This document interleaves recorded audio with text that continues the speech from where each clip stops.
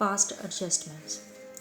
Past adjustments means है कि after closing the accounts we deduct that there are some errors and omissions in the account. Past adjustments का मतलब है कि जब हम पार्टनरशिप फर्म के अकाउंट्स क्लोज करते हैं तो उसके बाद हमें मालूम चलता है कि इसमें कोई एरर है जहाँ omission हो गई.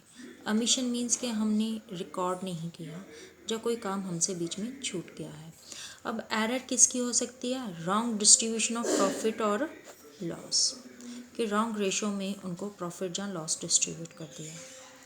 omission कौन सा काम भूल गए हैं? Charging interest on drawings. उन्होंने अपने पर्सनल पर्पस के लिए जो गुड्स मनी व्हाटएवर विड्रॉ कराया था उस पर इंटरेस्ट चार्ज करना भूल गए, जहाँ उनको कैपिटल पर इंटरेस्ट देना भूल गए. omissions होता भूल जाना कुछ करना.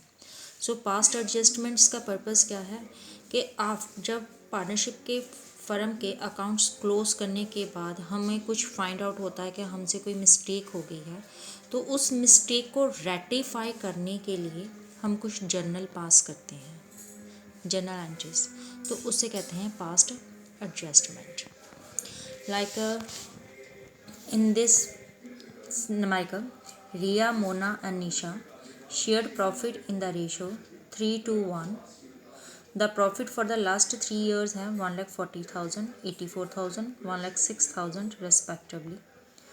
These profits were by mistake shared equally for all the 3 years. It is now decided to correct all the errors.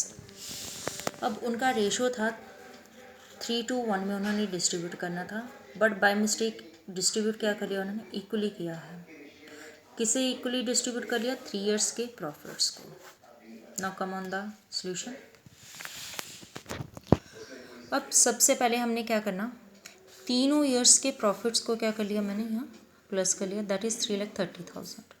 अब 3,30,000 को पहले राइट डिस्ट्रीब्यूशन ऑफ प्रॉफिट, 3,30,000 को पहले मैंने जो उनका राइट रेशो था उसमें डिस्ट्रीब्यूट कर देना. फिर जो रॉन्ग डिस्ट्रीब्यूशन उन्होंने की थी वो कर दी. अब इससे क्या मतलब, इसे ब्रैकेट्स में क्लोज करने का मतलब कहते हैं ये नेगेटिव ड्रामा. नेगेटिव मीन्स कि हमने इसे माइनस करना है. रिया को 1,65,000 मिलना चाहिए था, बट उसे शेयर कितना मिला? 1,10,000. इट मीन्स रिया का 55,000 की वजह से क्या हो गई? वो सफ़र हो रही है. मोना का 1,10,000 शेयर बनता था और उसे 1,10,000 ही मिला है.